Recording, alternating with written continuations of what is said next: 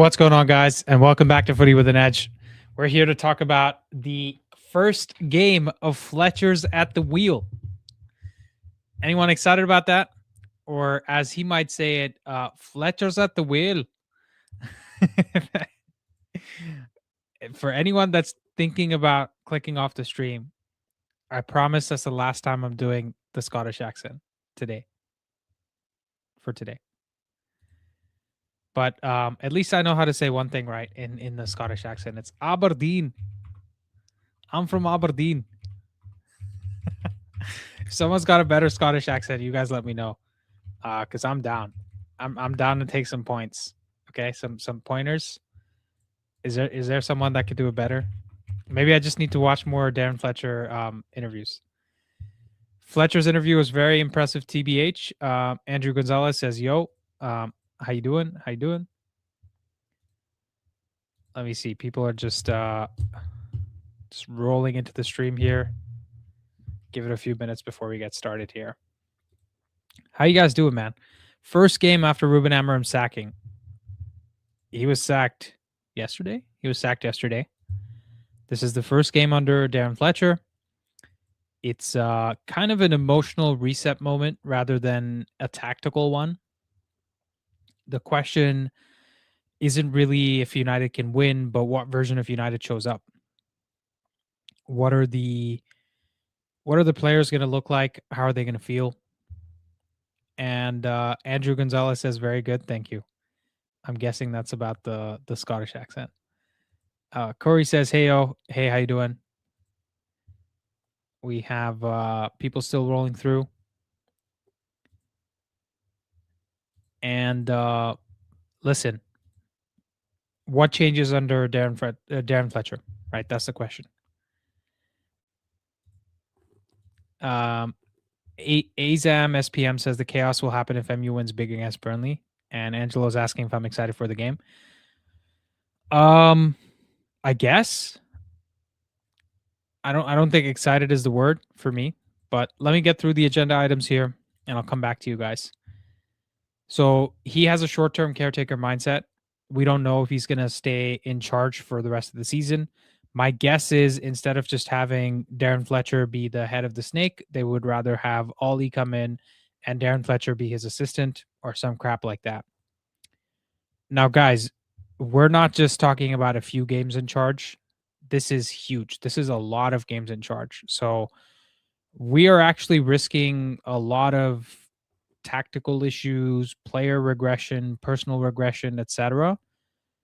if we don't have a full-time coach that stays till the end of the season.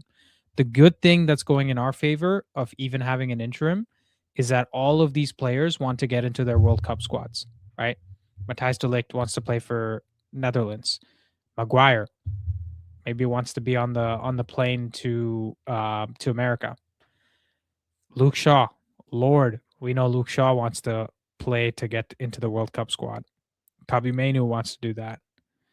We've got a bunch of other players that play for their national teams that want to do that. So the players will have a personal responsibility to turn up in every game because their national teams are watching, their national team coaches are watching. So for that reason, we're probably okay. Like, we're not getting relegated. And I think there will be some games that we get surprised and some games where we're very disappointed. But guaranteed, for most of the part, we're not going to dominate possession. It's not going to be structured football. I think we're going to start seeing a lot more long shots from the team. That's something we have to be prepared for. And we're going to play back four. So I guess Paul Scholes is happy now. Everyone else that wanted a back four is also happy now. And that's where we are.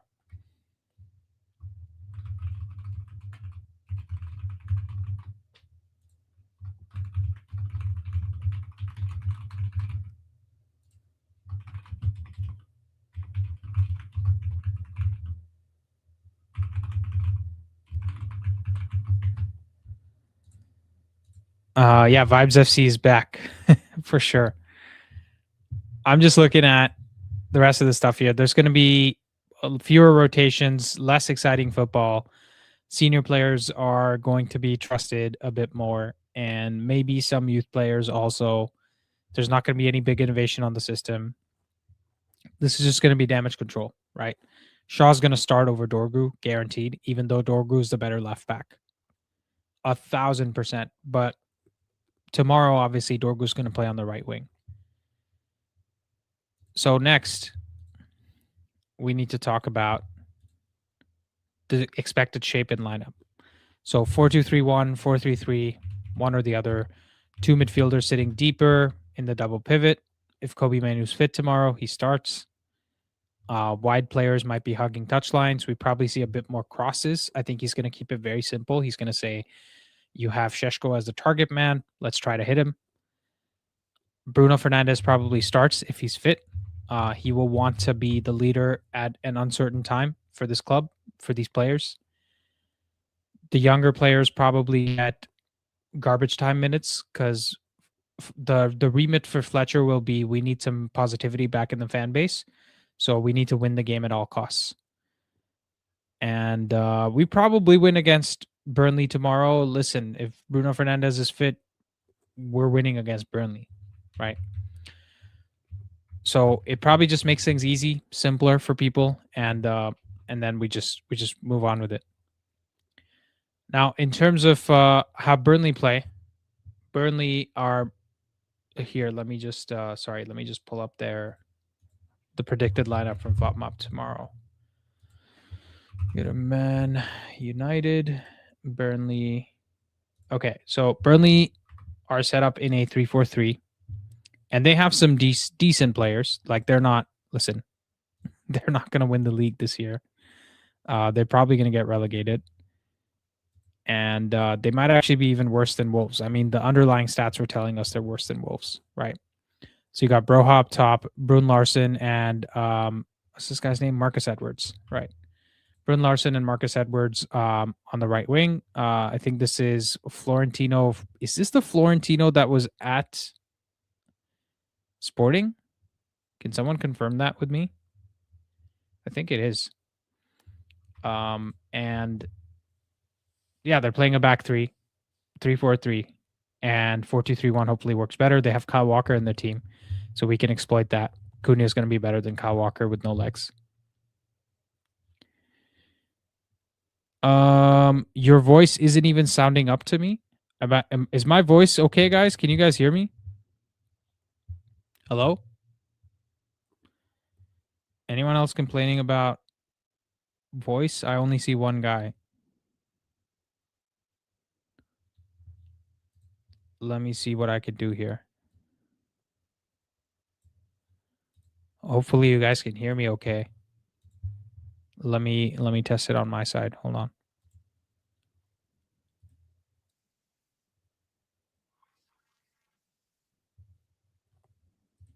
It sounds fine to me.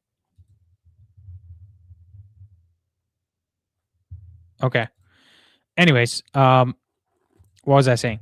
So Burnley are most likely going to be a compact, physical team, try to hit us on the counterattack. If we lose our duels tomorrow, we're in big trouble.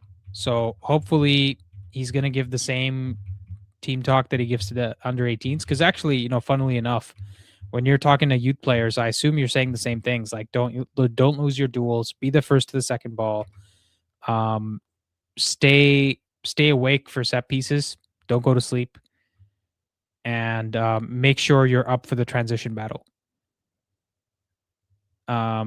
So I think United have the better players, the more experienced players.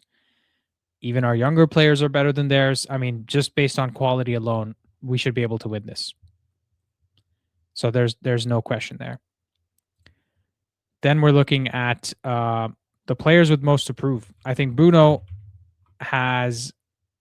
will start tomorrow. The more I think about this, he has to start because we need some leadership in this club right now, and he's probably the closest thing we had to Ruben Amorim in terms of a real leader. And so Bruno is going to start. The players who struggled under Amorim might get a clean slate. So Kobe Mainu, like we said, I think he's still showing up as an injury for mid-January, but I won't be surprised if he's back on the bench. And we also have does anyone know if Kobe Mainu was in training before this game?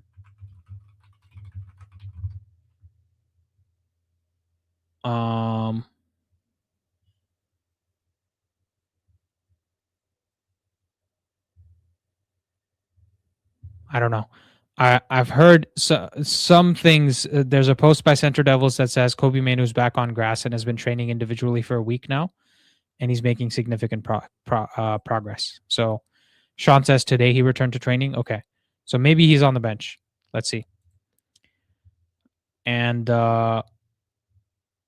anyways, I think this is going to be an interesting one. So Bruno has probably got the most to prove, but some of the other players too. We need to get it done. Anyways, guys, those are the talking points. I would love to hear from some of you. So let's open up the lines. I'm just gonna pin the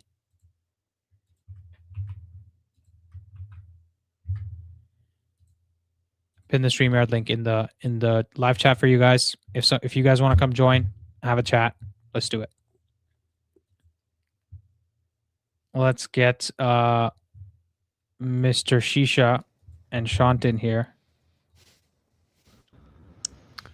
How's it going, guys? What's up? How are we feeling about this game, man? 4-4-2, 4-2-3-1, United DNA. Let's go, boys. DNA. United DNA. What does that even mean? It's the worst thing that's ever been brought up in the entirety. Because look what happened to this club so far. It's like, you know, if you're playing Scrabble with the top red, it's one of those things that you pull out of the bag, you know? It's Munich 1958. It's you know, we're what's it called? Is it brown collar? Is that the word? No. Blue collar. Brown this collar. Is what's happened to me, dude. What do you mean what's by happened that? to me. Blue collar, yeah. I'm like blue. At least I didn't say white collar. You did brown noser and then white and blue collar. Yeah. Brown collar. The prawn sandwich brigade, yeah. Yeah. But yeah, so you know, you bring up those keywords and then you pull up what Cantona and you say Sir Alex, you say youth, and like, you know, that's what United DNA is. But what's that Kanye West song? It means nothing. It's provocative. Yeah, but I mean, I want to actually try to define what United DNA is, because I think if that's going to be one of the prerequisites for the next manager to come in, we have to like actually pinpoint what that means. I think in the most reductionist terms, it's just good players on the pitch. I mean, that's part of the reason why we've always been dominant, was we had the better team, the better players, and the better team. We might not have had the best team in the league, but we had some really, really good players in our team. Can I tell you? Yeah. Can I offer a concrete thing that can be part of United DNA? What? It's winning your duels.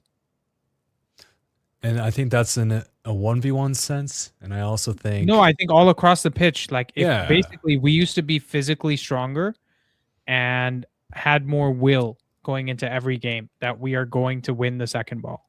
No, I get that. I completely get that. I think intensity is part of it. But I think, too, part of the bad taste in the mouth that a lot of the fans had was that the system talk seems so foreign to what they're used to when they perceive what emotion and intensity is. It felt like we were trying to formulaically break teams down, and then if we would win by virtue of winning, that's exciting. But we didn't see the results come, and then people were saying, why are we even doing this? Let's just say sod it, go back to tried and true methods. So I think there are certain things that I would qualify as United DNA. I think it's going to be player FC, and not in terms of like we're going to back these players when they show dissent, more so like individual moments FC. We're going to have a lot of players given a lot more liberty. High pressing, high intensity is going to be 100% the things on the menu. Playing in transition, that's going to be completely, we're going to see a lot more transition. Wait, hold on though. High pressing? High pressing. Yep. Is that High part of pressing is United DNA? It is part of United DNA. The fact that the whole team would swarm and try to dispossess and get quick counters and try to have 1-2s rather than having automatisms based on certain sides of the pitch. We kind of allowed more positional indiscipline sometimes in lieu of the idea that we're just going to break it down like a U-shape, progression, especially against lower block teams. So I think some of those games that we saw against the low blocks, we might pick up some points, but I definitely don't have as much confidence going up against the better teams in the league because I think we saw that Amorim system was extremely effective against those teams, even if we didn't garner all the points over the 14 months. I thought that as me, I didn't even like the 3-4-2-1, but I did not take the positives away from it. That is the future of how football is going to be played. So Fletcher, based on the U18s and how he coaches them, I think we're going to see 4-3-3, 4-2-3-1. And just like you said, line up with that. Bruno's, he has to start. He's going to start, without a doubt. I think when we're talking about DNA, if we know everything evolves in life, when animals are in a certain environment, they evolve, the Darwinism, right? So DNA changes. By the way, someone said United DNA has 47 chromosomes. So yeah. I'll just put So that out DNA, I'm missing our a lot of DNA, those. what's the most consistent thing that's happened in the last 12 years at United? Not back in the managers. Sacking managers. That is our DNA right now. And the only way DNA changes is with evolution, and the only way to evolve is new owners, new ownership. It's the only way to wipe. You got to wipe the slate clean. We're, in such a state that any sort of result is gonna get the Amorim outers very, very happy until there is another result that doesn't suit their narrative. And he's going to line up in a 4-3-3. I feel really bad for him, to be honest. Luckily, he is going to have the availability of Bruno, Mount, and Mainu, something that Ruben didn't have the last couple weeks. And they got scrutinized for it, and people are saying, this guy would have done that guy would have done this. Yeah. But that's the crazy thing too, right, Ed? Because we're going to immediately, just by the virtue of players coming back, we're going to be better, and they're going to be there's so many of the tap-in merchants are going to be like, see, I told you, like Ruben wasn't good. But like I said, if we were at full strength, we would have still been top 5. Even if we didn't bring anybody in January, it would have just been a lot harder to do it. We're still a really strong side when everybody is there to play. Yeah. Right. But we'll see. I don't know, man. We still batter Burnley. They're fucking terrible. It's a no-brainer. My grandma could have taken over as the manager, and she could have picked the 4-2-3-1 starting lineup with the current players available, and she's been dead for 15 years. So it's just plug and play at this point. So I don't want to remove people's right to grieve, but obviously if anybody's take notice in the Discord, I've kind of been all over the place. And kind of thank God that I have other responsibilities to take care of, because I guarantee if you saw me on this live or any of the past 2 days or yesterday felt like a 48-hour day. So many things were coming out. Bro, you're telling me yeah. I've been talking about this so much. I heard my wife and my mom on the phone talking to each other because I'm attending a wedding in India, etc. Next week I'm going to leave. And they were having a conversation about Ruben Amorim because my wife's like, I don't know what the big deal is. He got $10 million. He's like, he got 10 million pounds. Like, why did we have 10 hours? I also want to offer a little bit of perspective too, because just like everything, we all have to accept what happened. And I think that's something that a lot of people are not going to be able to kind of come to terms with, because I loved Ruben. Honestly, as a manager, as a personality, I think he had the chop, or as a coach, sorry, because that was the point of contention.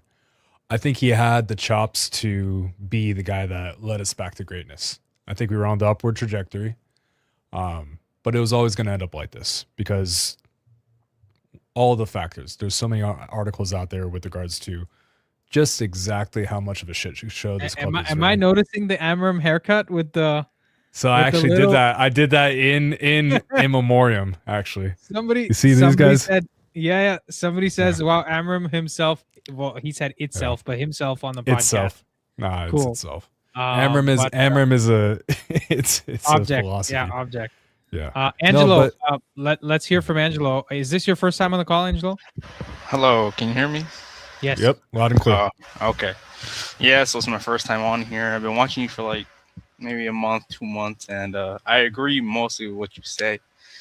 And being on the younger side, I'm like I just hit like 21, 20.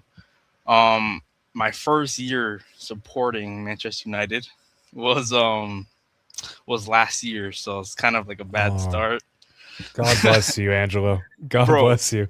You Oh my you God. picked the worst time. I know. So no one can call me like Yeah. unloyal or whatever, but I stuck through it. Glory Anyway. hunter. Glory hunter is the word. No one can call you a Yeah. glory hunter. Yeah, so what was I gonna say? I think I really liked Amorim actually when he came in. I didn't really expect much from his like first 6 months and even this first 6 months because I knew coming in it was gonna be a process. And I made a post on Reddit saying like how he was the right choice at the wrong time, and I think a lot of people agreed. But I think the sentiment is he was like treated unfairly, I guess. I kind of agree with that, and it's just sad. Like I think when I saw the news, my heart broke. I was like, oh my God, we're gonna have to restart. Angelo, again.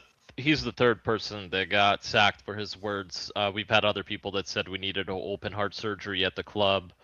Players Jose speaking did it out. as well. Yep, yeah, Mourinho. so so it's not. It's Moy, not. This Moy is is a- even. Moy is even if you Yeah. really want to deep it. So, Yeah. So we're this in a is death this loop isn't right this now. isn't something that's new. But Yeah, I think as a new fan, like what do you how are you feeling? Just because you have a different perspective. We've seen this club for and I almost wanna 30 piggyback years off that. myself. Yeah. How are you feeling, and what did you like about watching Amorim's team play as Yeah. well, as a fan? So what I really liked, well, the first 6 months I didn't really like because we were losing, but still, this season I really liked our attack. Like our attack was carrying me through the games, and I expected bumps in the road like Everton, West Ham, Fulham, even Burnley. Like we barely escaped that Burnley game.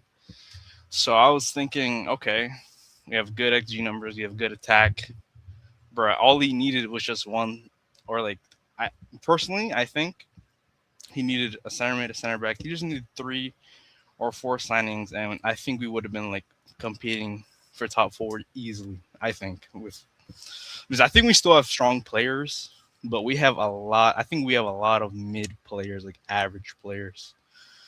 And my brother is an Arsenal fan, and he's been supporting Arsenal for a long time. So I asked him like, how was? Wait, hold on. If you've been supporting United for a year, is a long time like 2 years? Like, what are we talking about? No, he's supported. I think since Arteta got like the first year. Arteta. Oh, So so it's what, like 7 years? prehistoric ages. I see. Yeah. Okay, is your brother a Flintstone? No. So we're actually twins, actually. So, No Wait, way. what? We got the Yeah. better twin though. Yeah. So how did you get into supporting United though? Like what was like the Just wanted to spite your brother? the catalyst? Yeah. So okay. So I remember there was a game. I don't remember the scoreline, but it was a super close game, and then Rice scored at the end. I forgot what game that was. I think it was like I know it was. I think maybe it was like 2 years ago. Yes. And I was like, okay, like I was supporting Arsenal, not supporting Arsenal, but I was like, okay, Arsenal won the game. Like, Was whatever. that the game that Garnacho had the disallowed goal? I think so. Yeah. That was the one. He had the disallowed goal, and then Rice went through. Yeah. I remember that. Yeah. So I was like, okay, and I play a lot of FIFA, so I was like, There you you know, go. yes, I was just making a squad builder, right? Man of culture. Yeah. I was making a Brother, squad- everything you're telling me, it tells me you shouldn't have picked United. United have been shit on FIFA for so long. That's what I want him to answer to. Like he said, it's the attack, but there had to be a catalyst. Yeah, like, what was the- like? yeah. yeah, What was a moment that made you say, "This is my club"? honestly,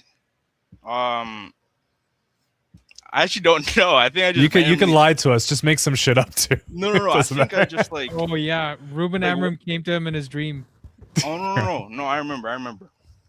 I think it was when we won the FA Cup. I Got actually it. watched the game, and I was like, I don't really know who I want to win. And then I saw. I mean that was a good final. And funnily enough, the guy who we could actually credit with winning that final is in the dugout tomorrow. So Yeah. there's something to look forward to there. And I think, first off, I think we can all say apologies for you having to witness this shit show. Ineos are new to us as well. So to see them come on board and just be run like Dunder Mifflin is kind of I'm just glad that Wait, who's Steve Carell? Sir Jim, without Sir a doubt. Without a doubt. Are you I just joking? think Angelo's a masochist. Who's Dwight Schrute? Jason Wilcox? Wilcox for sure. He's like, so the boss wants you to play. Oh, okay, 4-3-3. wait. So this is a situation where Yeah. Sir Jim has fired Jim, who's Ruben Amorim. Yes, exactly. Yeah. I If don't you know who read Pam out- is here though. So DVO messaged you in chat. He has somebody supposedly that works at the club, and he gave you 6 ITK. talking points. You should go from 1 to 5 and read them out. Wait, what? and then- Me? Yes, you. Source in DVO. chat. Yeah. Source so in go chat. up. Here we go. No. Okay. He has a source at the club, and then he put in the chat what the source told him. There's six things. Andy, I'm there. Yes, Do you want wrote me? It's right. It's right when you were talking about Florentino from Benfica. It says when Amorim was interviewed by Ineos. That part. And Angelo, welcome to Is this Love Devo? Island. Okay, the football okay, version. Devo, okay. 6-6, Okay, yeah. got it. Florida No, United.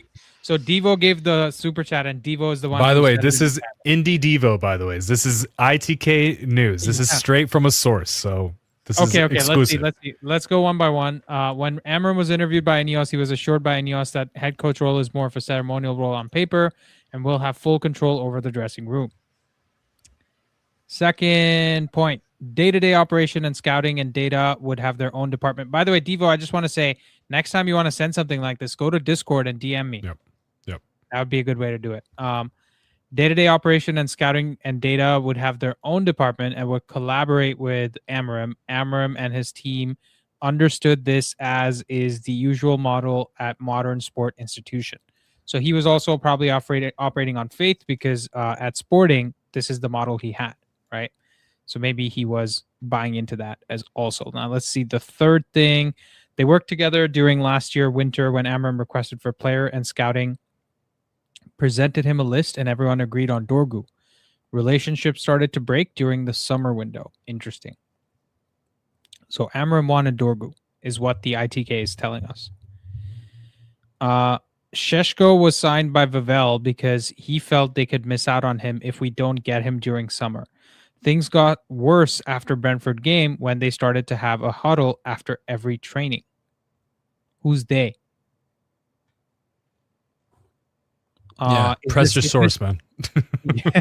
Is this huddle like the Slack huddle where they would just do meetings, or is this huddle like the players going against him? That's what I I'm trying think to that's figure what he means. I think he huddle, means like Wilcox, Barada, and co. out. Okay, so I think like a yeah. Slack type huddle where it's a meeting. hierarchy. like talking Yeah. about the training and Yeah. Got it, okay. who should be playing. So Wilcox and his assistant started coming to every training session, which you Amorim go. did not appreciate as much as he felt he was being micromanaged. Okay. Who's Wilcox has an assistant? Who's Wilcox's assistant? Some underling, but I think there could be credence to this because There's remember two- we there's two saw. more points. Hold on one second. Okay, There's yeah, two yeah. more points. They would have Sheshko work extra session, which caused him to overload and get injured in Spurs game. So this is I'm assuming the manager and the assistants. I assume this is from Wilcox then, because it seems like this is a catalyst for why Amorim would be pissed. Okay, let me see 7. Ineos felt like Amorim should play Licha earlier than he actually started and had a one-on-one with Amorim and some higher up after Everton game. Dude, this is just crazy, bro. Like, first of all, Devo, thank you. You are a regular contributor, and you've also gotten us some scoop. That's amazing. Yep. I just want to say one thing. like how trustworthy is your ITK? I would love to know that. And obviously I don't want to hear the name of the person. Don't dox anybody, but like who let's look at how it this way. trustworthy is this person? How much should I trust this? He did manage Šeško's minutes very weirdly. Cautiously, yeah. So that coming out kind of makes a lot of fucking sense if you think about it. And other things we've seen corroborate that, especially with regards to the discontent between Licha and Amorim and the squaring up. Did you hear about this one, Andy? Yeah, I did. I'm just going back to this one here. The number 6, they would have Šeško work extra session, which caused him to overload and get injured in Spurs game. And before that, number 4, he said Šeško was signed by Vavel because they felt like he could miss out on him. Yeah. Well, he was going to Newcastle if we didn't sign him, 100%. It was going to be him over Voltemade because they had the 2. And then, Voltemade. But by the way, remember that injury? He was through on goal. Van de Ven decided to slide tackle him, but it wasn't the slide tackle that hurt him. It was a just very innocuous looking injury. But yeah, so that would lend credence to overtraining. So everything that Devo said, of course, guys, take it with a pinch of salt, but this seems like it tracks. Yeah, so there. I this is so strange, dude. I'm trying to like grasp my head around these points because why the hell is a director of football asking players to do extra sessions? So I've never heard about that before. Has anyone heard of that at other clubs? So there is a little bit of overlap, excuse the pun, between some of the hierarchy and sporting directors, and especially when it comes to how the team is supposed to be playing on the pitch. So if there's certain areas on the pitch, like our strikers and just in general how the team is setting up, when you have a director of football, that's supposed to dictate how the coach is going to be played. Now, before, they had agreed that they're going to be going with a 3 at the back system. They agreed that Amorim was their guy. So everything was aligned. But as early as in the summer, when the Glazers even not like they matter in any of this, they were questioning the results. And then Jim had his tune changed because, and this is now my speculation, and this is why the Amorim comments are really, really poignant, especially with the Leeds game. The Gary Neville comments. That one to me screams collusion between Neville and co, either whispering directly to Amorim or influencing him based on the fact that we've heard that Sir Jim is not a footballing man. We heard that actually prior to Ruben got sacked, that word on the street is that he's a nightmare to deal with. He always gets himself involved in things. He's like a billionaire where he thinks that because he's a billionaire in one aspect, he's just proficient at every aspect. So he's just really not a football man. And then can I be honest with you about the Gary Neville thing? Yeah. So Sir Jim is a billionaire, right? So I'm just trying to put myself in the shoes of somebody who has become a billionaire by becoming the authority on a lot of topics that he's touched in life, and just everything's gone his way, right? That's how you go from like not coming from wealth to becoming extremely wealthy. And I think he sits there and he understands separating noise from the truth, right? Because a lot of people talk shit about Ineos and the companies they buy. There's a lot of murmur in the companies. He has to make uncomfortable decisions. So over his 70 years and 40 plus years in business, he's realized that he needs to cut out a lot of the noise. Somebody like that most likely only listens to a few people and trusts them. And Gary Neville has managed himself a seat on that panel of people that he listens to, right? Yeah. Because everything else is noise. He just thinks this guy makes a lot of sense. He's done well in business, just like I have. He's a football man. He owns a football club himself. I'm going to take his word more seriously than some other people. So even if they have merit, it's almost like he's not even listening. Yeah. Right. So I actually think the Gary Neville comment was more to do with Sir Jim constantly coming into every conversation, saying things like, oh, like Gary Neville and other people that are in football, big names, are constantly saying that your system isn't good enough. Maybe it's time to change it. And I think Gary Neville was piggybacking off of everything Sir Jim was telling him and getting his voice even louder in the media. And by the way, Neville too, he's played the wolf in sheep's clothing act. He went very, very hard on Amorim, especially, I think he was one of the first ones to do it. And we were all like, okay, there's all these factors that would lead to why He the also results went haven't hard been on there. Šeško, by the way. Šeško was the first one he went super negative on. And that was only after what, maybe 3 or 4 match weeks? So way too early doors. He says Šeško looks like he's not hit the ground yet. Yeah. That's what he said. And that's when Šeško had more goals than Voltemade, by the way. And he had more goal involvements per 90 than any of the other strikers. So I think XG was the only one.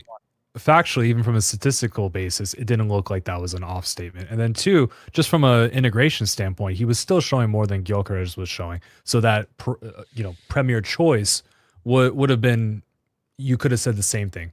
So then Gary kind of removed himself a little bit. But then what we saw were class of 92 and other legacy United legends starting to echo some of those statements. That's when we heard Scholes and Buddy going, he's not a United manager. Some of the things he does, he's so rigid. He's so this.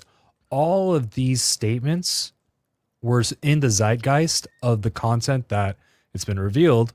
Sir Jim loves listening to the overlap. And Sir Jim, yeah. Sorry. So Devo responded about the quality of his source. I just want to read it out and we'll go back to what you were saying, Sean. Yeah. He says, the gossip source heard in and around the team while working, somewhat trustable, did tell me yesterday that performance review of Wilcox is scheduled and it did happen today. Yeah. They in point 6 refers to director. Source not sure if Wilcox or Vivell, but someone in director level. Their hunch is Vivell since he's very closely monitoring Šeško's development. So Makes the sense. extra training sessions is confirmed to be one of those 2 idiots. Yep. But please continue. No. So when I'm looking at how this was run, it seems as though Amorim's distrust. Sorry, Sean, 1 second. Yeah, go ahead. I keep interrupting you. Angelo and Ed, do you guys mind if I just cycle you out? There's a couple more people waiting. I'll bring them in as well. Oh, yeah. Yeah. See Cool. ya. Yep. Thank you. So everything that I'm hearing is now indicative of there's some agreement that was made, and the assumption of that agreement was either not held up by one party, both parties, or they just never understood what the agreement was in the first place. And I think the manager contention point of what Devo brought up is very, very poignant, because I think head coach is synonymous with a lot of sporting structures. And when companies come in and they want to elect certain people, that's just how the org looks. We saw it ceremoniously with Arteta's when he signed the new contract, that they promoted him to manager. So that gave a new bunch of roles and responsibilities. But I think if you're going to be prizing somebody from a very dominant team in Portugal where he's building a legacy and he's clearly an elite manager, and you're forcing him to come in mid-season and you have all those cards stacked against him, I think to then be using the fact that his results in the first season were not satisfactory enough to warrant any type of support in this January window, and trying to say that the transfers that were made during the summer were going to help the sporting project, that's just lying. They were undermining him. They decided to go for their own targets without getting him the players he needed, such as Giovanni Quenda. We had that deal wrapped up, and then the board blocked it. They blocked it. They walked away. Salvador Blopa, he as well, another wingback, would have been. How much was Quenda for? 37 million was what he was supposed to be, but Chelsea came in and they bid, I believe, in the mid 40s pounds. Somebody can confirm that. Okay. Regardless, would have been worth it. They thought that Ahmad was too similar of a profile, so they decided that it wasn't to be. But he could also play on the other wing as well. So regardless, he would have been a valid player to have. And then going into others, Usman Diomande would have been an extremely good addition to the center backs. Not for the fact that we have any center back instability, but he knew the system and he knew exactly when to step up and be that person in the midfield. And Morten Hjulmand, that was another player that Amorim explicitly wanted to get. They did not go for him. They didn't see there was value in it, and they decided to say, you know what, these attacking players are on the market. Like we said, those data models that they saw in the first season, they said if we just improve the attack, then we're going to be performing better. But that really crippled us, as we're seeing now. So I think this was a... No, but here's the thing, Yeah. Sean. If we actually signed someone like Ollie Watkins, who is Premier League proven, I think we actually improve much more in the attack. Yeah, I agree. Even as a Šeško supporter, I think Watkins probably nets maybe 5 to 8 goals by now at this juncture. And that's the difference between a draw and a win. Also the hold up play, right? He makes the team Yeah. look better because the physicality and the little like intangibles that he already knows from the league, right? He's well. I still don't believe well that aware deal of was a this. good deal to be had, though, because if Aston Villa were going to put their heels in the sand, we would have had to fork up somewhere in the region of 40 to 50 million pounds for a player that is turning 29, turning 30. You Yeah. really don't get too much resale value out of that. That is more of a go for it now type of deal. And if I'm on the assumption that a midfielder would be coming in, I would be able to warrant that deal more than enough. Then I understand, okay, this is going to be our obviously not to the same level, but Van Persie mold. Yeah, my thought process would be, listen, you can't, just because you've made 2 mistakes doesn't mean you make 2 correct decisions and it cancels out the mistakes. Yep. You might have to make a 3rd mistake to make sure you make 5 correct decisions moving forward. And that's kind of the point I'm making, right? Because I'm telling you, they looked at Ten Hag's record with signing all the Ajax players and it not working out. And they said, we're not going to do the same thing with another manager. Yep. And that's just silly because every situation is different. And it's not Amorim's fault that Ten Hag was, whatever he was doing with the transfers. But Andy, you remember a few months back, they were speaking, especially in the summer, they said, we're not going to be signing players for a certain system. We're just going to be signing players that are going to be long-term targets of the club, especially with the Semenyo links coming in winter. That was the biggest tell that we're not going to be just exclusively playing in this system. I think that based on the reports that I've read and sources that I would trust as well, the deterioration of the relationship is just that threshold level of Amorim's been putting up with all this micromanagement, with all this undermining, and it came to a boiling point. And I think no matter if it was going to be now or the end of this season, this was always going to happen. So I just want to provide that little context for fans that are kind of unable to really believe what happened, just knowing that this was not a match made in heaven. This was always going to turn out like this. And you really should expect Ineos to make more wrong decisions because of how they love to make a bad decision and they love to pay for it as well. I just want to welcome Dak to the show. I'm guessing this is the Dallas Cowboys Dak. Or maybe not. Yes, sir. Oh, this is Miro. I thought it was Prescott himself. This is Miro. Yeah, this is Miro. They call me Dak. What's good, No, Dak? What's they up, don't man? call me Dak. They don't call me. I'm joking. Miro, Anyways. tell me. I want you to answer the same question that we asked Angelo, which is, what did you tell me? What you first of all, what is your reaction to the Amorim sacking? And second, what was it that you liked the most about watching Amorim, and what is it what you disliked the most? You know me. I was disappointed. Like, it was just sad. They didn't give the guy enough time. They didn't give him enough resources.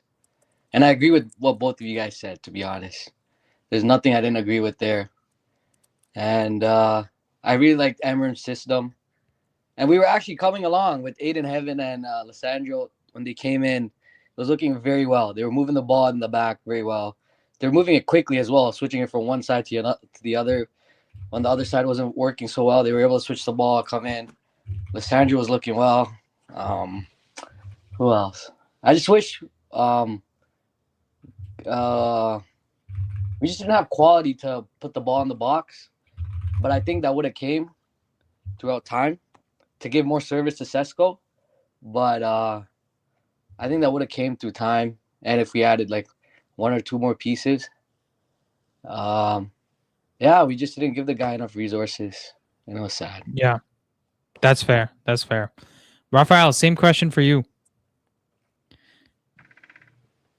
Can you specify the question? Sorry.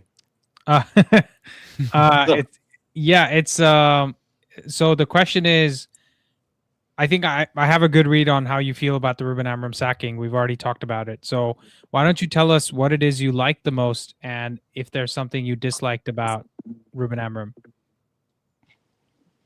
Very similar to what Sean said earlier on, I think. I like the man, the personality. He has charm, he's wit, he's intelligent. He reminds me a little bit of Eric Cantona in a way. He has a certain Eric Cantona's my favorite player in recent times. Not so recent, maybe. I was gonna say recent is relative. Depends on your age, Sean. What? No, he's talking about the cosmic. He's talking age- about us. Cantona was no, my the favorite player too. The cosmic age Yeah. of the universe. Okay, Yeah, that's This is right. still recent. That's Yeah. right. Well, it was interesting actually, though. I didn't think about this at this moment, but I was thinking about that last press conference or whatever that Eric Cantona did, which was about the Eagles, the Seagulls. The seagulls following the trawler. Yeah, and Ruben Amorim didn't have that poetic touch, but he had something of that in that final press conference. And I love that. I love that about a man. It's about a man. I can respect this man.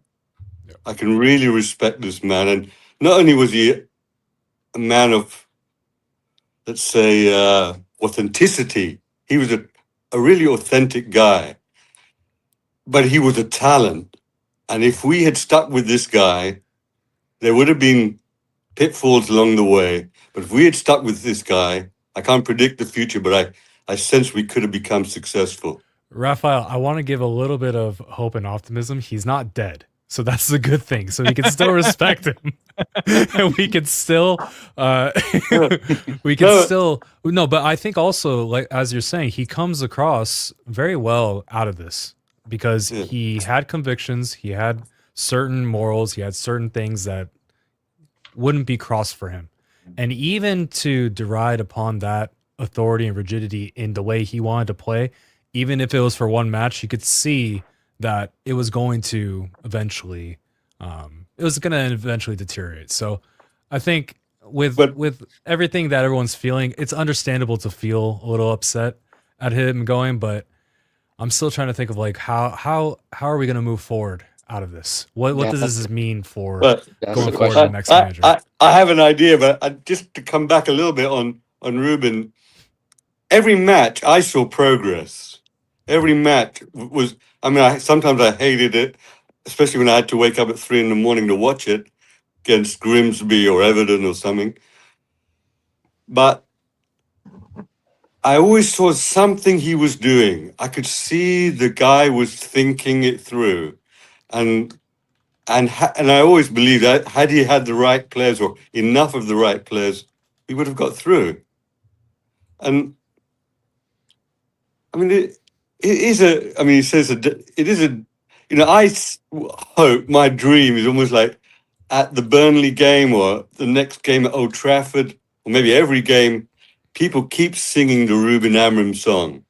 Ruben Amorim, da da da da da. That would be the spirit. That would be keeping it alive. That's the spirit. It's not the man, it's the spirit. It's the spirit of what we are as Man United fans. It's the soul. We still, we die, but we come back. We died in Munich. We came back when we won the European Cup in '68. That's how we died after '68, and Ferguson brought us back. Are you kidding me? I'm sorry, Raphael. This guy's talking like he's dead. Everyone in the chat is like, Sean's looking like Ruben Amorim, so I had to do it. Guys. You stole my thunder. You stole my thunder. The manager, not the head coach. Okay. Yeah. I know I'm not Conte, right? I'm not Amorim. I'm not. You got to say I'm not Amorim as well. But dude, you know what the funniest thing is? This is not even the funniest thing, guys. The funniest thing. This is the image of Sean that I put into AI, and at the first try, I said, "Can you update this man's face to Ruben Amorim's?" And this is the final one I got. But you know what? The first thing I got was this. All right, and with that, we're gonna get some new people in. God bless you guys. I will land on my feet. I will land on my feet. No, I'm out. I'm out. Why, this is respect, man. Respect. Okay. Why Gareth Southgate, bro? I didn't even give it Gareth Southgate. It made you Gareth Southgate. Gareth Southgate is sad. Oh dude, my god, bro. Get this off my screen. What the heck? At least looking good. Oh my god. Looking very good. I need guys, guys, I have to go. But I have to go, guys. But I really want to thank you, Andy, again for all your comments, and welcome to the dark side of Ineos. Thank you. Yeah. See you, Rafael. Later, Rafael. Thank you. Take care, man. But I safe to say the people got what they wanted. Yeah, I think so. I think they did. Also, the AI did such a disappointing job. It just literally cut out Ruben Amorim's face. Bro, I'm looking at like the light. I need a tan. I need to go to Lisboa or somewhere in Madeira. I need to just Dude, the funniest thing, like you and Ed have gotten into my head so much because let me tell you, I'm literally from date night yesterday before the 10 p.m. show. I'm walking back and I see this fucking thing. Look at this. Guess what was going through my head when I saw this thing right here? Okay, it's flipped, but it says Festival Portuguese, and I was like, Português. Do Português, be cool, Sebastian Koch. Português. I'm telling my wife, I'm standing on the side of the road. Were you laughing? I would be dying. Trying to explain to my wife why that's funny. She's like, "Why are you looking at that? Does that have something to do with United?" I'm like, "No." Dude, the one thing I love about these lives too, we have so many memes that come out of this. It's like ridiculous. Absolutely ridiculous. It's crazy. Guys, join the Discord as well because I have a sorry, question. go ahead, Miro. Yeah. What do you guys think about Ole? Like the new signing? Like, I don't know. I feel like the board doesn't like to be challenged. That's what I think. I think that's why they bring Ole in. From a strategic standpoint, Miro, it was the easy choice. It's a tap in. You're not going to get any type of pushback on Ole. I think he's somebody that every fan is going to appreciate. Same with Fletcher. Even I have no issue with how Fletcher has conducted himself. I don't think he's somebody that antagonized Amorim. I think if anything, these are true United legends and they should be treated as such. But unfortunately, I think Ole's coming in there with the ambitions to become a permanent manager. And I think that's something you have to be a little bit wary of because I do believe he can get a tune out of this team.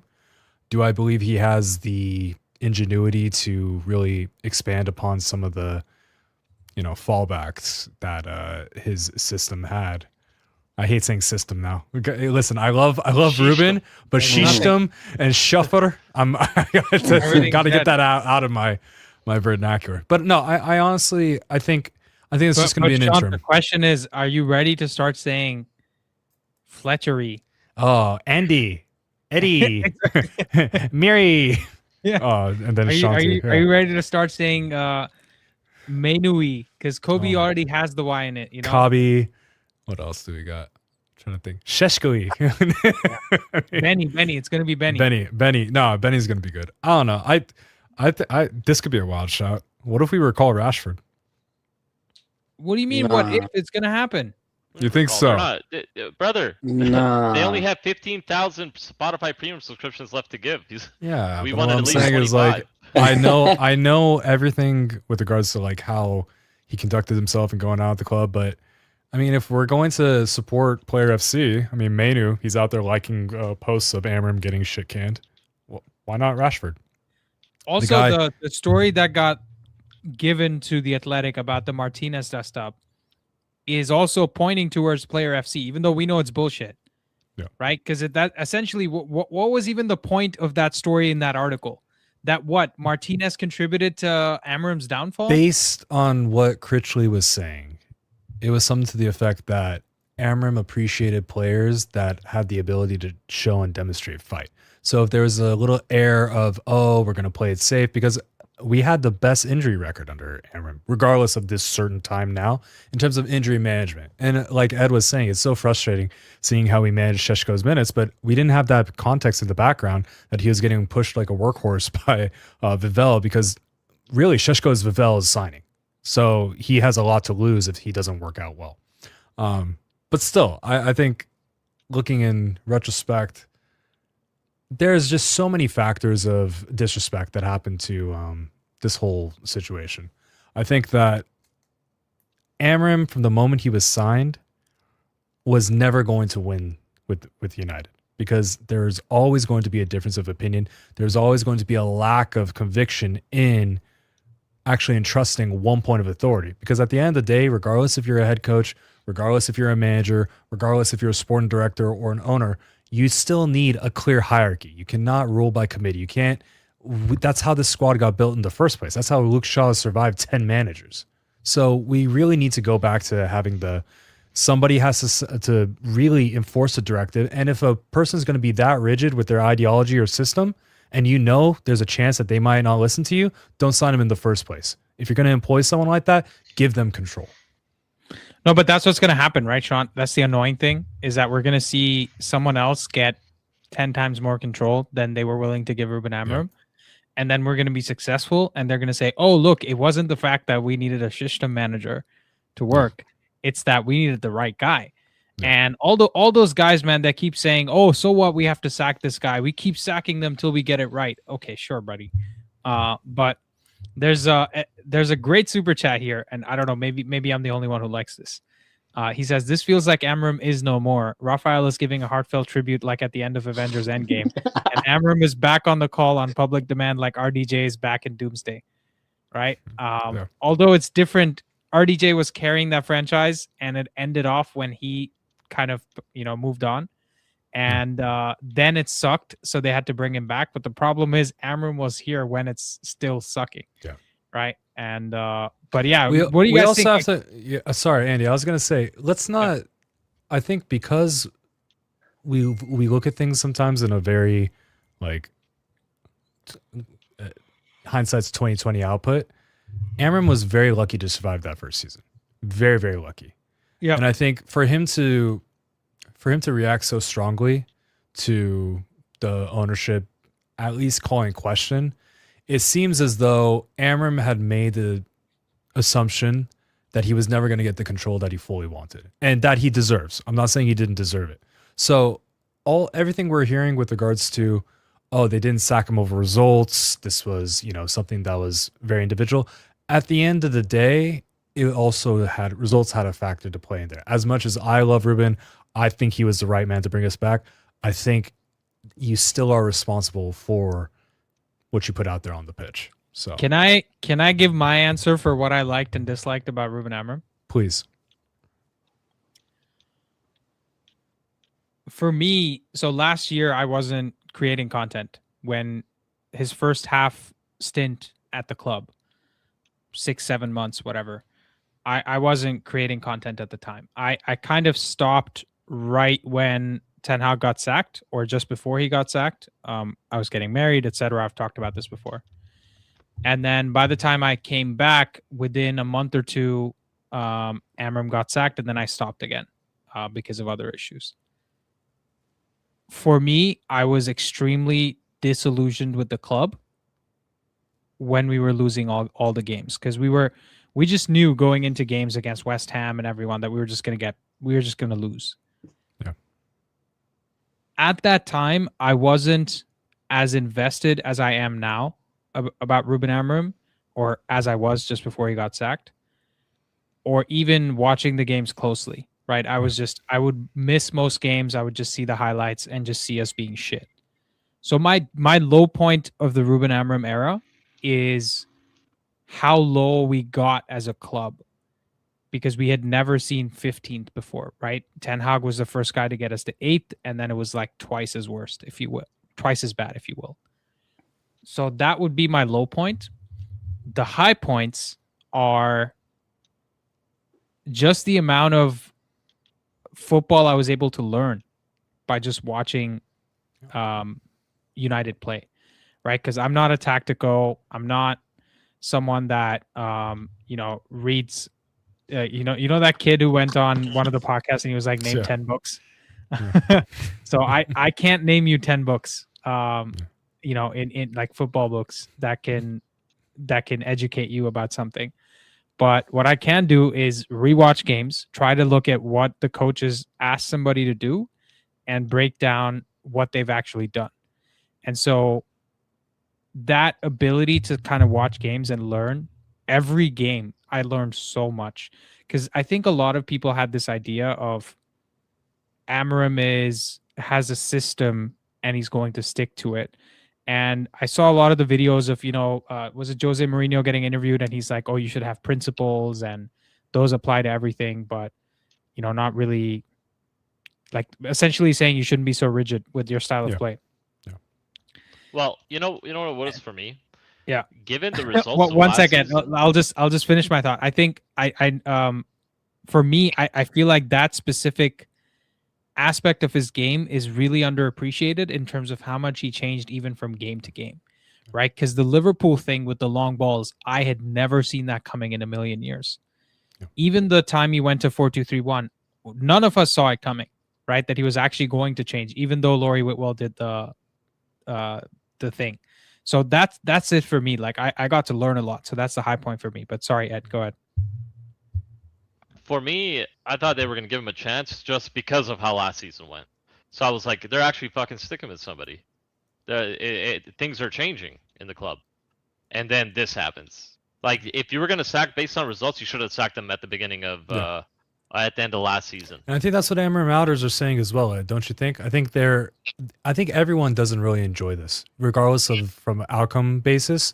I think everyone is now, the questions are pointed at Ineos, most importantly, Sir Jim. And then 2, you're going to throw away another season because when you look at the table, I mean, we're really at or around where we're supposed to be. So I struggle to really understand how people can be too excited at the current state of affairs because I just don't have I don't have trust in the sporting project after this decision. TikTok brain, they want results now. Yep. And they didn't think they were coming. Ed, through what with did it. you like and dislike about Ruben Amorim? I liked that you could tell there was no friction within the squad between the players. The players played very hard every single game. Every single game, they gave it their all. And I think the effort level that he brought out of them, the amount of attacks, because like I told you, I felt like we could score on every attack. Every time we went forward, every time the ball got switched, every time we were in the final third, I felt like we could score. If you're in a 4-2-3-1, that rigid style, you don't feel like that. The goal just comes and you're like, oh shit, we scored. Right? And I think that was my main thing with him. The results, didn't like, obviously. I don't like how little we won. But I think we were very close to finding the final piece of the puzzle that would allow us to win those 4-4 games, 4-3, or things like that. Just little nuances. And I think he was the right man for the job. But like I said, right man, wrong time. And I still, no matter what happens, even in this stint, I want Ineos and Glazers out for the future of this club. Yeah. And if it doesn't happen, we will be shuffling. Yep. I'm still shuffling, right? We're all shuffling. Yep. Anybody here think Brighton win the league before us? No. Fuck no. No. It's like the cows that are at the cow farms survive and not become beef at the store. This is how you know you're dealing with a Balkan cow analogy. Something attributed to dairy. Well, no, they're a farmer club, innit? Like they're there to develop players for real clubs. Yeah. You know, and I only fear that power is getting centralized in the Premier League, regardless of how the floor has been raised. I do think that the runners are really running away with it. And now, I mean... That wasn't a comment about Brighton being good, by the way. No. My comment was about in terms how of shit we are. Yeah. Yeah, but we're still going to be buying their players. They have more competent ownership. For sure. Right? Yeah, but their ownership is all about making money, brother. No, that's what it's been so far, right? No. I think if you look at the maturity of a traditional organization, right?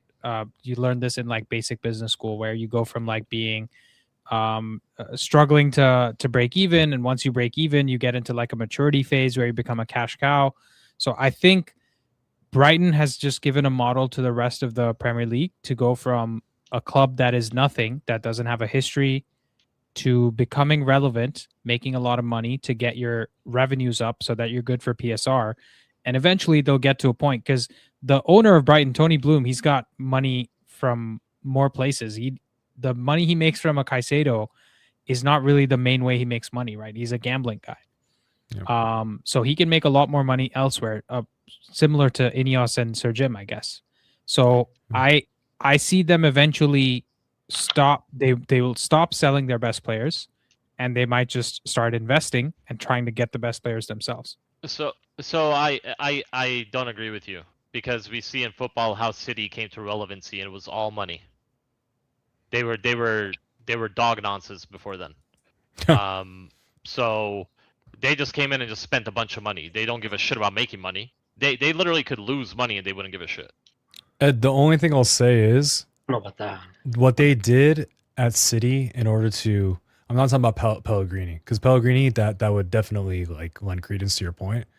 But with Pep, I saw Amorim as being our Pep, and I saw any competent sporting structure would get our Pep his players, and they got Cheeky Bergstrain, they got the whole Barcelona crew. They really established with true best-in-class leaders that we're not seeing from Ineos. They're saying the right words, but they're not showing it with action.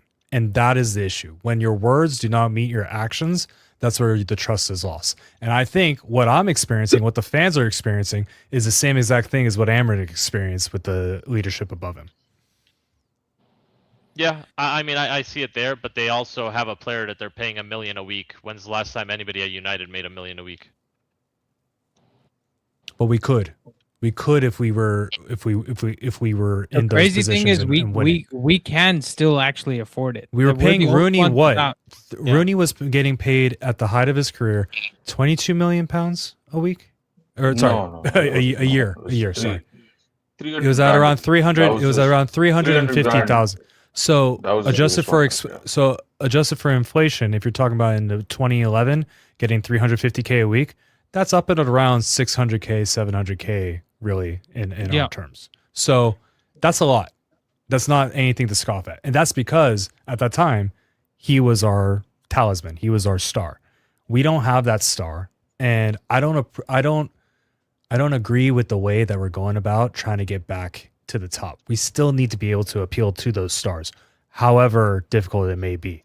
And I just wonder, how are you going to appeal without a person in command? I mean, if you have an interim manager, we're not going to see an appointment until the summer, because they're still going to qualify whether or not that interim manager could be made permanent. So that's one thing. Two, if deal flows are going to be made throughout this time period leading into the summer transfer window, you have World Cup. It's one of the most difficult years to get work done. We know United love working in series, so they're not going to have parallel tracks. We don't even know what identity we really want to go for. So who's really deciding this player's United DNA, this player's United DNA? Because they work hard, because they run fast? No, you need quality players. Mhm. And I don't know if you're going to attract those players without a clear identity. Vivel is the guy that decides. That's Yeah. Guys, I think you have to also consider whether there is enough pull for talent to come in now, because they don't know who's going to be in charge. Because the first thing they're going to ask is who's the manager, right?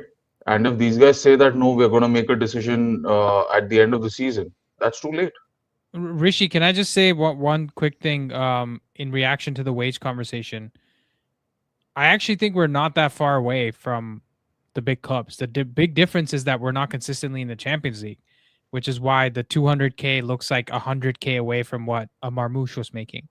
Whereas actually, Cunha and Mbumo next season, if we get into Champions League, they're making 250. Yeah.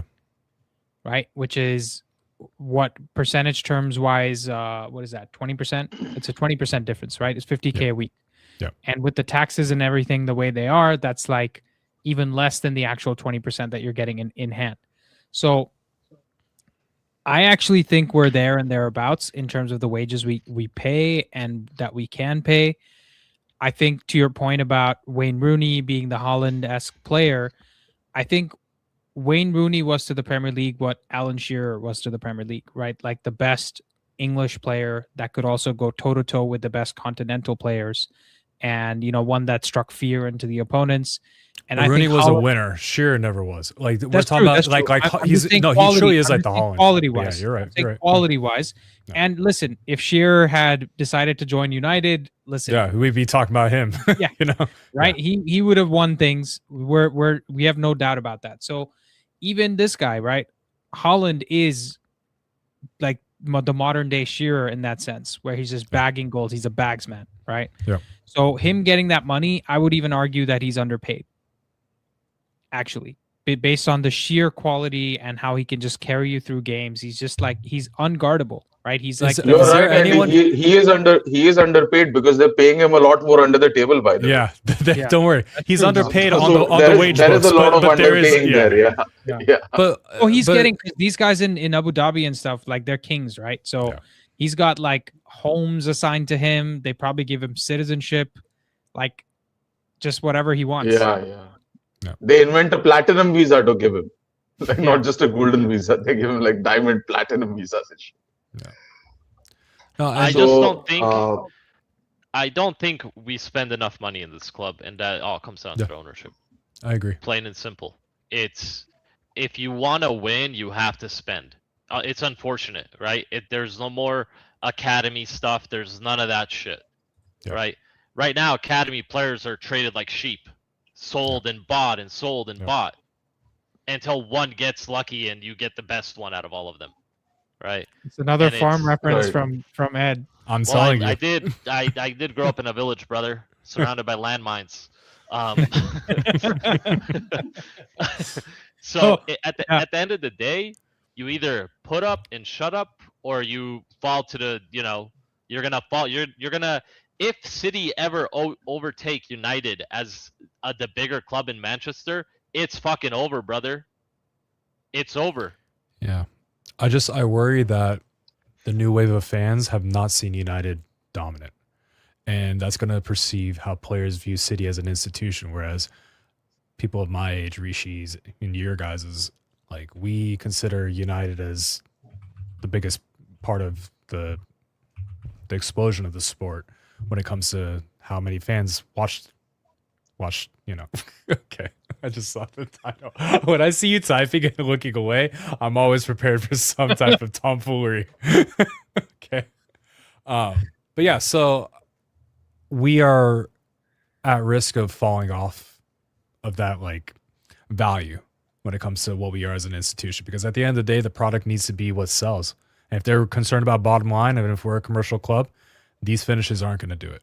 So that's my unfortunate postmortem. I hope coming out of you Amorim. guys do realize. There's a good chance Ollie also gets sacked this season. Have you guys considered that? No. You mean he They gets might- brought in and the results are so bad that he gets Yeah, sacked? that he gets sacked.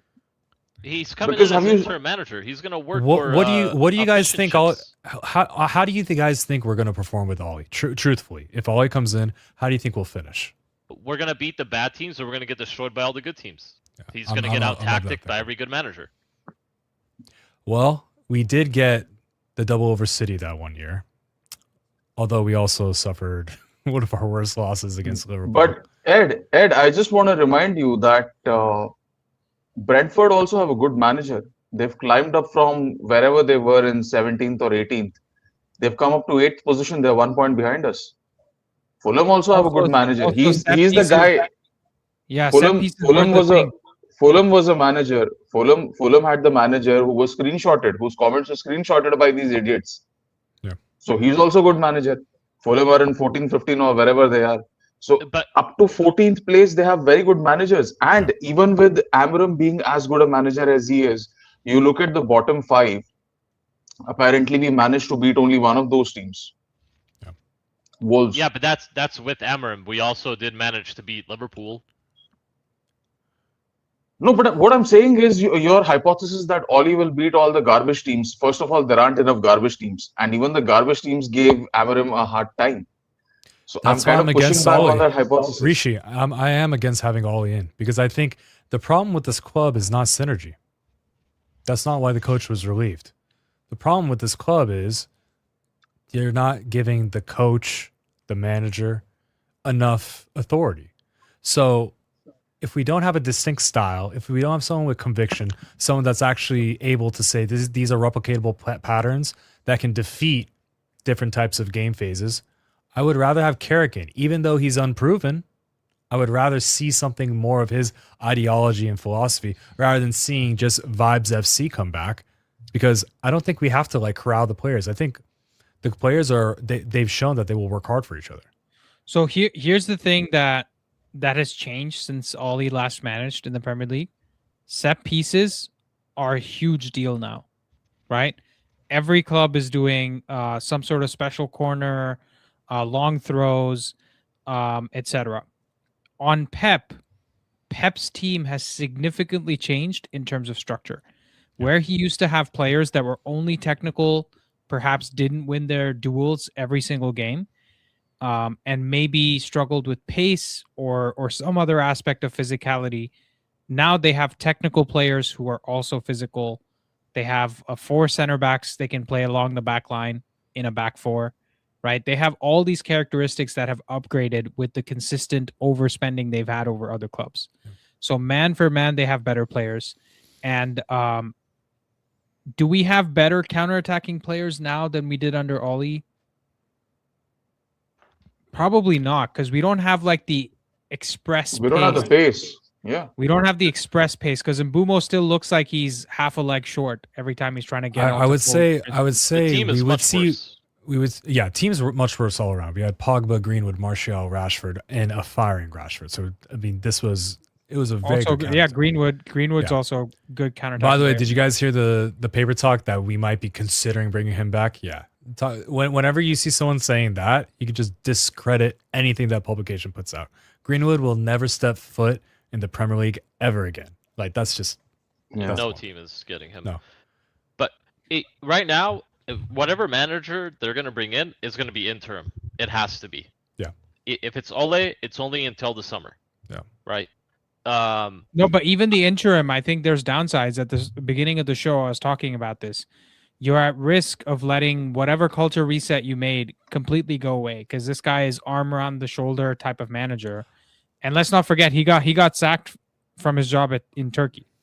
The culture reset's already done when they got rid of Amorim. It's over. Yeah, Amorim's best thing he brought was the culture reset, in my opinion. Yeah. That was the we're going back absolute to thing United that DNA. I don't know how any other manager in world football, other than a Luis Enrique, other than somebody that has actually shown like the top tier managers, that they can really just kick out those talents. But then sometimes those guys like to bring those ostracized players or ones that are misbehaved back into the fold. They view that as a part of management. But Amorim had standards. So that's one thing that obviously I worry about with getting Ole in.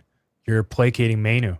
Like, I think it's a non-starter showing that type of disrespect once the manager is relieved of his duties, no matter what happened. You saw Xerxes still said, thanks, boss. You saw all these players that were perceived as being, taken out of the fold, or we had some things that are leaked about Amorim said about them candidly, but they still wish the boss well. It's like that type of respect and that type of idea that because you're from Stockport, you're from Carrington, that you have carte blanche to do whatever you want to do. No, that's not United DNA. It's not just playing youngsters. It's putting out the hardest working team on the pitch. I think United DNA is much more transitional. I think it's about having superstar talent and people that understand that we need to be at or around the top of the table. And that's just the one thing that I think Amorim unfortunately could not unwind. That first season was the stick that they beat him with, and eventually what got him, in my opinion, the sack. I think when they brought him in, yeah. Go ahead. I think when they brought him in, they knew what type of results he was going to get that first season. They said, "You better come now. You're not coming at all. Take this team and do whatever." That's what He finished Barada said. 15th. Barada said it's either now or never, and Barada was the Exactly. one that convinced him. Yeah. So they knew he was going to do bad, in my opinion, and they could have always used that as as the excuse to letting him go, no matter what happened in the future. Yeah. He was doomed from the beginning. Yeah. So I don't know. Where we go from here, I hope it's up. I hope that Darren Fletch does a good job tomorrow. I hope we start winning. I hope we start gaining points. I hope we get Champions League. I want the players to, fight for the badge. I want to watch good, entertaining football. If it's not good, entertaining football, then I'll just look at the results and watch it on a spreadsheet like everybody else Ed, but does. do you even have any hope? Do you Of even course I have have any hope. hope? But Of course why? I have Because hope. there's no new players coming in. They weren't willing to back the manager in the first place. Because I There's like the no players we absolutely. have. I think our players are really good. I think we have a great squad at full strength. I really do. I would have had faith in your words if we had continued with this manager because we were just on the cusp of something. But with Yeah, but Oli coming back and making us play counter-attacking football, I don't see any light at the end of the tunnel. But there's a thing that goes into it. It's like he wasn't getting the results at the same time, Rishi. If we're looking, I'd love Amorim to be here. I'd love for him to be. I loved the way we attacked. I loved all of it, right? But in a lot of the games, the players did look lost.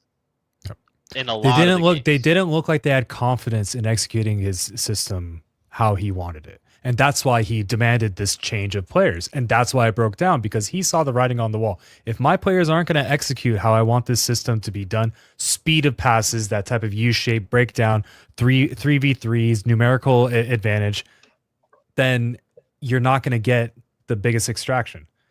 But yeah, I'm But hold on, Sean. There's only one team in the league this year that's winning by scoring long shots, and that's Aston Villa. Yeah. Every other team, there's a lot of teams that are creating high XG chances on transition, right? So it's not even the quality of transition football has improved.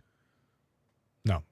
Like you're right. Bournemouth, You're right. like You're right. Brentford. The overall meta of these games have been won on a lower scoring basis. I don't think those long shots, lower XGs are going in. I think we become a lot more tactically rigid and more preservationist. And so now, and what I remember from Ollie's time, it was if we scored any high XG chance, it was like wide open on the transition. Yeah. Or it was a long shot from, Cavani scored some, Bruno scored some, Rashford scored some here or there. Greenwood was scoring a lot from just outside the box, if you guys remember. Yeah. So I struggle to see, because we're gonna shoot a lot of long shots now, right? That's a thing. That's gonna happen. So, but I think so. Here's the thing that I'm gonna say, that something to look forward to. I think in a 2-man midfield, our team looked like crap. But I think in a 3-man midfield, I don't mind our players. You put any 3-man permutation of Kabi, Casemiro, Ugarte, Bruno, Mount.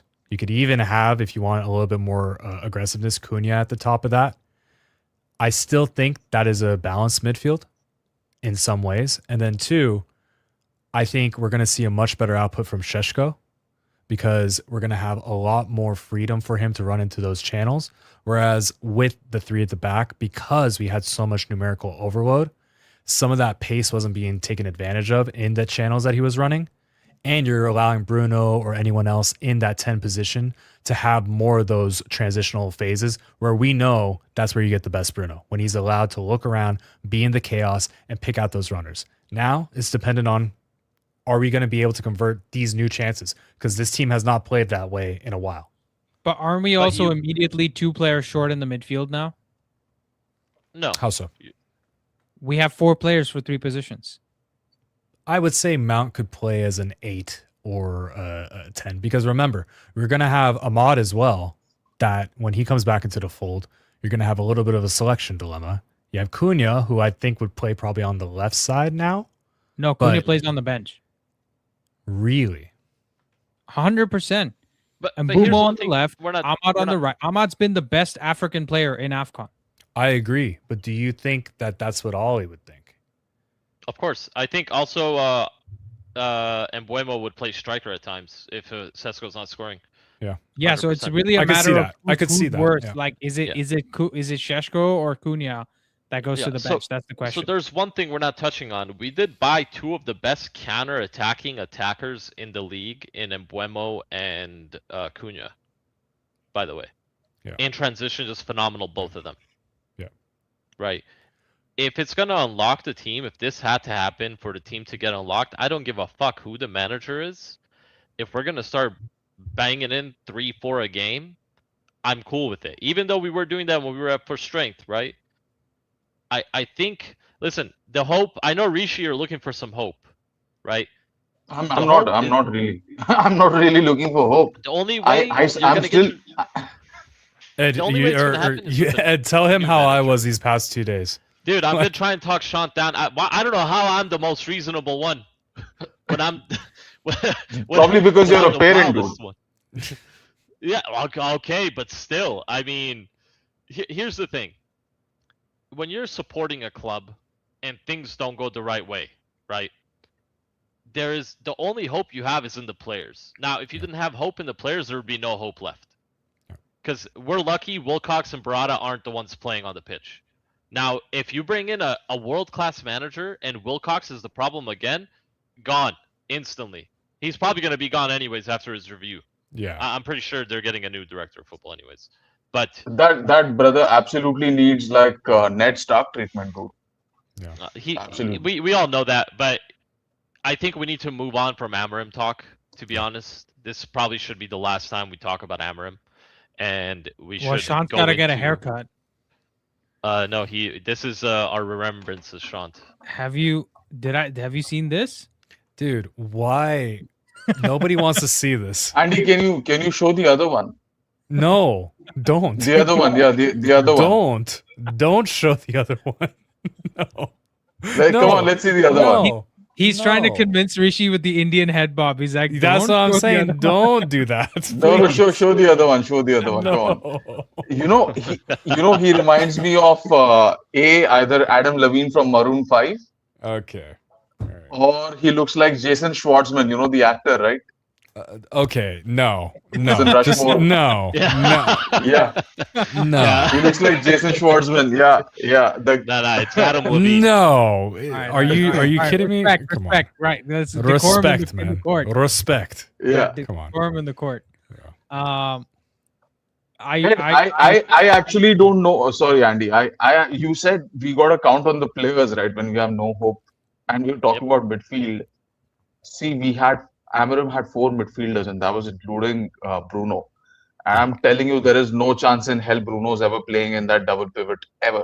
But Because what's these guys have required? made it. No, Rishi. In a Actually, there is a 3-4-2-1. chance. So if we get some injury, Kobe probably picks up another injury before the end of the season, and Casemiro might get injured. So if we have only Ugarte and Bruno as those part of those 4, I think those guys play in the pivot, and we have Cunha playing in the 10.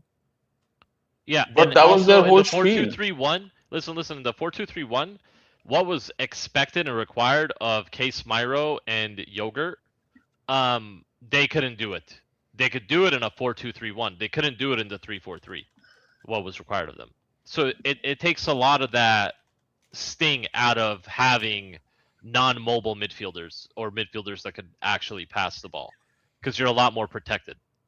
It's actually a lot more defensive in a 4-2-3-1 than it is in a 3-4-3. Because you're not man for man marking. We just need the Pacific players, honestly. Yeah, we need Pacific players. And listen, I think they signed somebody in January, guys. I still think they signed somebody. Somebody But- Pacific. But Ed, Guys, that's not how Ineos roll. That's not my how wife Ineos has roll. banned me from saying that word. Okay, she says it's not very nice, and we're not allowed to say it. But anyways, you guys know what you're talking about. Yeah, Ricky, go ahead. Okay. Ed, I just We're good. Go ahead, Rishi. I'm not still mourning Amorim or whatever. See, the point is I'm so disillusioned with this club. It's not even about Amorim anymore.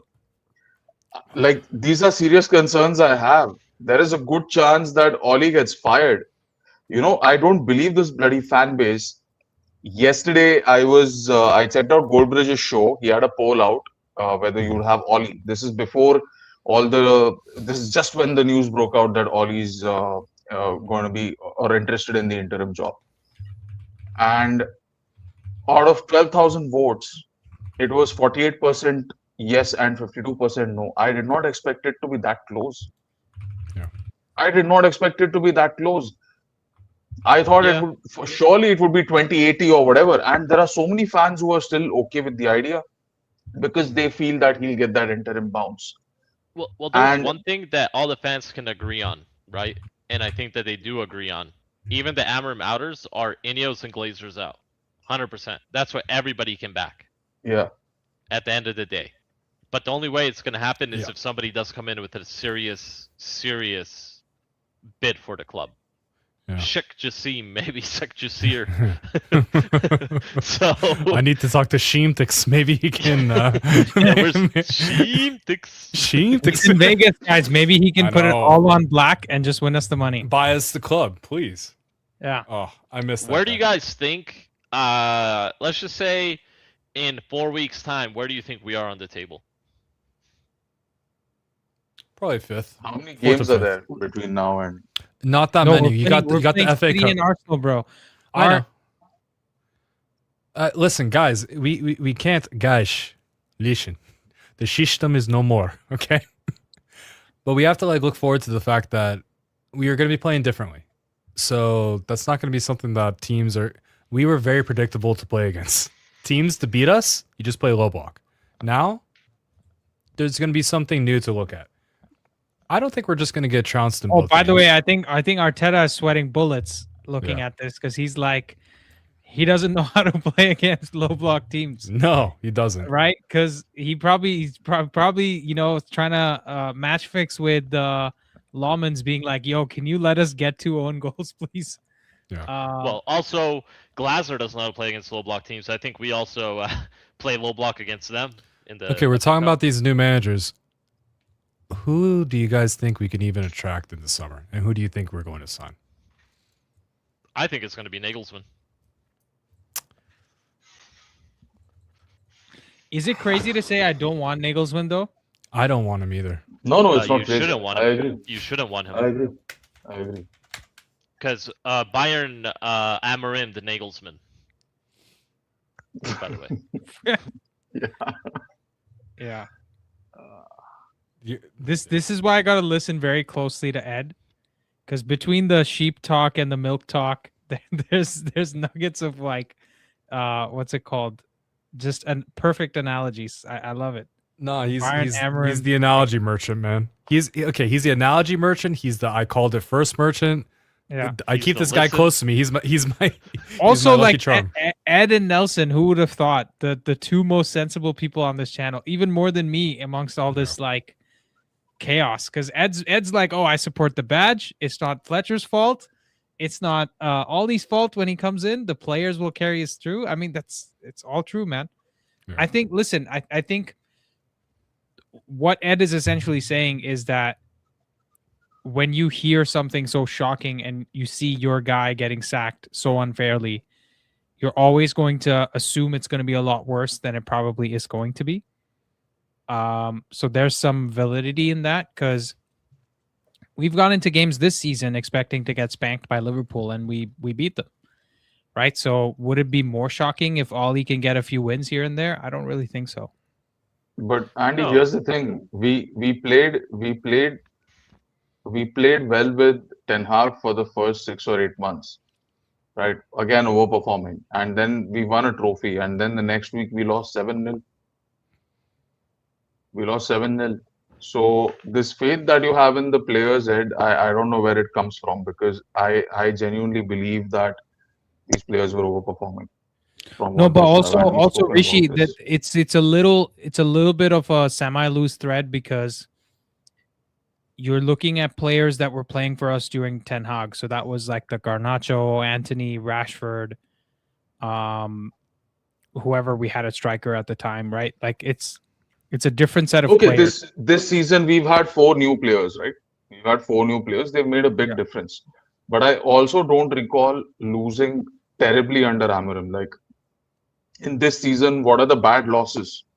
The The bad close losses are ones. The City. close ones where we looked just pathetic. That's it. We didn't Yeah. get. No, we didn't hold have on. Man spankings, City, right? Man City was bad. They just didn't score like 7. But we against didn't. So, but we still didn't look okay. But what about the game against Arsenal where we looked fucking good? No. So, but No, we're but talking the about of the question is losses. different, We're talking Oh. about of the losses. Yeah, Which no. ones looked like we were just, I think Grimsby? it was we had the most disappointing losses.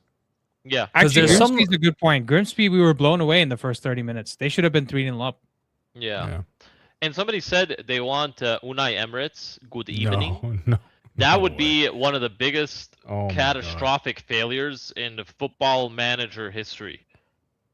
Andy would go to By the the way. overcoat section of every clothing store and just set it on fire.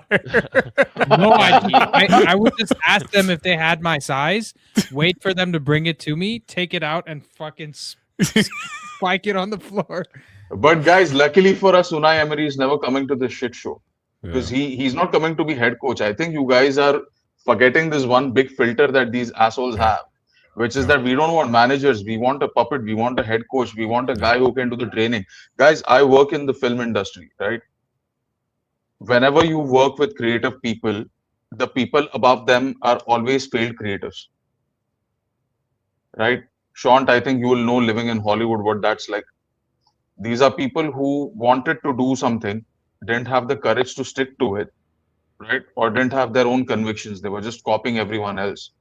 And when they didn't make it or they didn't succeed, they were lucky that they had some contacts and they just managed to get like a job being an exec. Failed upwards. I don't even want to say failed Wilcox. upward because it's a different field, right? They were a creative and now they become an executive, exactly like Wilcox. That's exactly what I'm saying, right? In my field, when I go to narrate a story or when I'm working on a show, when the writer is narrating the story, there are people who are so-called creative executives, creative directors, creative producers.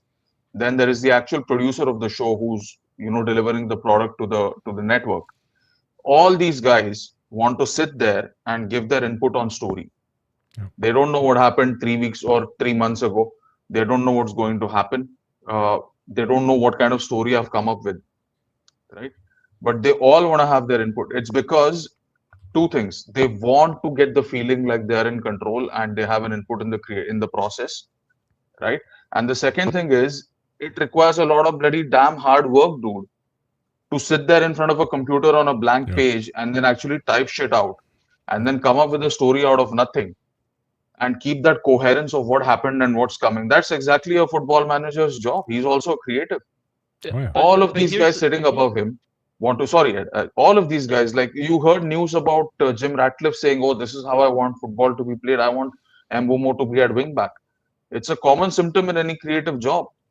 So this is going to plague the club till the point that these people realize that this is bullshit. And by the way, the other thing I've learned in my industry is they'll fire the creative for asking for more resources. Like, oh, I'm, swamped. There's a lot of work. I need more writers in my writer's room, or I need a bigger budget for my show, or I need to be paid better. They'll be like, how dare you ask for more money, right? And when there's a disagreement, they will fire you. They'll hire a new guy, realize that, oh, the first guy was right all along, and then realize they have no option because they can't fire the second guy because then they'll look like incompetent. So they have to give him like more resources to make it work. Oh, yeah. And then everyone is just wondering why the hell didn't they give him the resources in the first place? So by the way, this whole head coach nonsense that's going on, it's going to delay our process by 2 or 3 years. And they're eventually going to realize, okay, there is no way we can moneyball this shit. We got to spend money. We tried doing it the way we wanted to. We don't need a head coach. We need a manager. And then they're going to spend money. So Andy and Shant, how far are we from paying £1 million to a player? We are not too far, dude. We might bring in Mbappe at the end of his Madrid contract, or we might bring in Vinny, because we don't have enough pull in our club anymore. From the stream? Here's the thing, in 2028, we are going to repeat 2018. We are going to bring in Alexis Sanchez on the highest wages in the league. Here's the thing, though. Nelson knew, but because of how Ineos were moving at other places, that this was going to happen.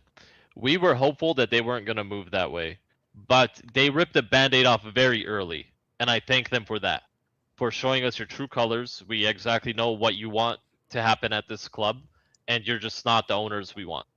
End of the day, that's the one thing that I thank them for, is for showing their true colors this early, instead of giving us false hope for the next 2 years, right? Yeah.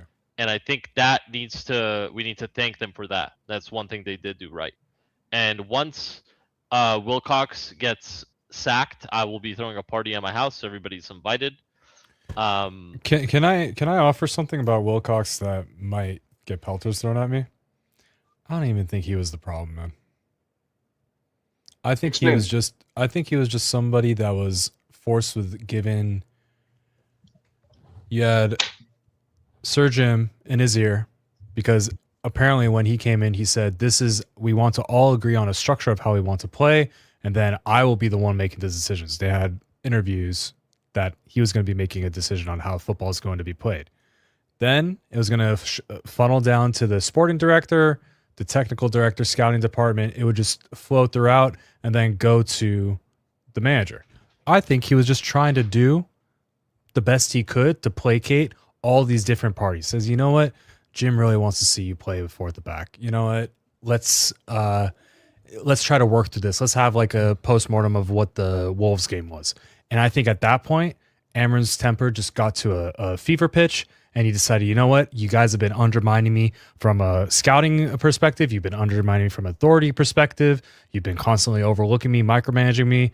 I'm getting out of here. So I think Wilcox is seen as the fall guy here. And sure, like Wilcox does have a lot to prove himself for, but I don't think he's the reason for all this discontent. I don't think he adds to ameliorating any of this, but I think this all falls down on Jim. Jim's lack of conviction in a true hierarchy. Can I say something about Ineos that probably hasn't been said enough, if at all? Folks like us that would like to give somebody the benefit of doubt because we would like it to be afforded to us, right? If one of us was owning United, we would love for some people to be like, you know what, based on all the decisions they've made, based on them not having made enough wrong decisions yet, let's not just assume they're going to get it wrong. Yeah. Right? That's where we were at, because Nelson said it 100 times, right? That these guys did the same thing at Lausanne, did the same thing at Nice. Why would we think that they would be any different here? And we thought it would be any different because we looked at the Ruben Amorim appointment out of every other thing. Yeah. And we said, this is the thing that gives me hope. Yeah. And so what people are not realizing is that a lot of Ruben Amorim's credit was indirectly going towards Ineos. Yeah. Because he was playing the exciting football. He was showing us the light at the end of the tunnel. He was showing us the ability to go win the league in 2 years. We believed that world state was possible with Ruben Amorim smiling in the dugout, right? And who didn't like when we won that 3 games in a row and he showed up to Carrington and you saw that meme of him smiling in his car with the sunglasses on? All of that, any positivity we got, the beating Liverpool at Anfield, all of that was indirectly attributed to Ineos and not the Glazers. And now what Rishi said in 2028 with the Alexis Sanchez thing, I actually think Ineos have severely underestimated the job in front of them with United, and they're going to come full circle and become the Glazers even faster than the Glazers became the Glazers. And we're going to sit here with Ineos watching the movie of their downfall, wondering how it all happened. No, we're not going to wonder, dude. We're predicting how it's going to happen. No, I'm just saying, how did we still get back here? Because listen, you can, I don't know what the perfect analogy for this is. Like you can predict something is going to be going to happen and still be astonished that it did. It's always, when you do something and it goes wrong, and then you find yourself in the same situation a year later, and you're just hoping it doesn't happen, but it's going to happen. That's what it's like. And this is 11 managers in 12 years. And it's going to be 12 managers in 13 years come next year. And the year after that, it's going to be 13 managers in 13 years. You know what makes this different, though, Ed? Right? We could match the number of years, because if Ollie gets sacked this year. Yeah. You know what makes this different? This is the first time someone got sacked on the upward without trajectory. The players. Yeah, without the players being against him as well. That too. Yeah. Which is, to me, the most pathetic reason for sacking. I get the insubordination. I get you can't have a certain disrespect play out, but you're telling me in yesteryear, when Fergie wasn't at the beginning of his tenure and all these other managers that have managed to really fight against boards, fight for their ability to put out the best players on the pitch, that they didn't have tough conversations like this. This feels toothless. This feels like a dog and pony show. And I think that's what this decision is yet another mark in Ineos's failed regime that they've only made bad decisions. This could have been their one good decision, sticking through and supporting him. Now, when compared with everything, this is all for naught. No, I agree. They've any goodwill they had from any of us is gone. And guys, let me leave you with this thought because we're already 15 minutes over. Can I just say one thing? Go for it. Jay Beefy makes really good points, by the way. Even though I don't fully agree with him, he makes really good points. If he could join the next show, I'd love to hear from Jay Beefy. Yeah. Let's do it. Jay Beefy, next time, let's get, let's get you a microphone. Let's get you a camera and join the show. But let me leave you guys with this sentiment. And it's not, again, I in my mind, I've moved on from Ruben Amorim because he's not here. It's done. Right? At least on the positive side, I don't have to sit here and defend a back three anymore. Right? So there's always going to be a silver lining in life. But for me, let me leave you guys with this. What this has taught us is it can always get worse. The Ruben Amorim sacking, the way Ineos have moved after Glazers and still been worse somehow, and the fact that we're getting Ollie back, right? And all of this can still get worse. So like Rishi said, we could see Ollie come back and it gets so bad that he gets sacked. I'm just giving you guys the worst possible scenario. And these things can happen. We're in a relegation fight. Not actually going to get relegated because we probably already have enough points. But we're going to be somewhere around 15th and 16th. Ollie gets sacked again. We get another manager in. That manager is going to be another interim because the guys we want are going to have to wait till the summer. And then we wait so long to get the next guy in because they're probably at the World Cup, right? Like Tuchel, Nagelsmann, one of those guys. Which means we don't get them a proper preseason. The player transfers are delayed again. 6 games into the season, we get those guys in. So these are all things that are still on the board, guys. And I don't want to be the voice of negativity because there are other channels there that have that covered. But so can I finish your sentiment with one thing? Go for it. The good, the bad, or the ugly, we either all laugh together or we all cry together. Footy with an edge. Yeah. Oh, that's the only solace, dude. That's the only solace. Yeah. See you guys tomorrow, man. Peace. Hey, you guys can stick around for a second. Hold on. Sure. Just give me like 5 seconds here till I can end the stream.